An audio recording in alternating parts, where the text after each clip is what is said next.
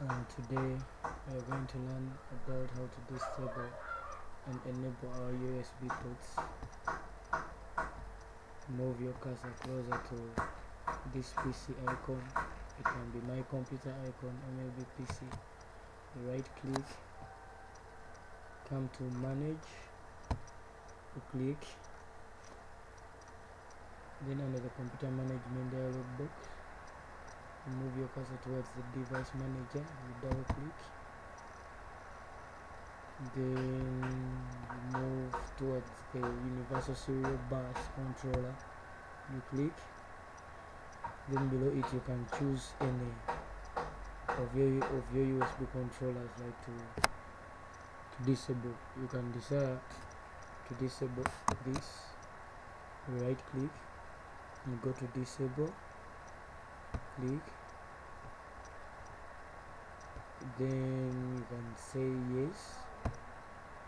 The moment you say yes, it will even have it will show a sign here that it is disabled. When you try to fix in your USB or maybe your phone or maybe your phone charger, obvious case, it will show that the phone is receiving power, but the phone won't be able to be accessed by the computer.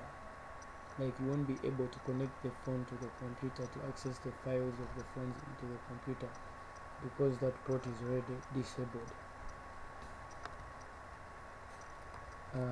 Then if at all you want to enable the same the ports, you can repeat the same steps. Then when you reach on the port which you disabled, you right click again, you come to enable, then automatically it will be enabled. When you fix in our USB, it will be able to show that the phone can easily be accessed by our computer because now it is enabled. Yeah.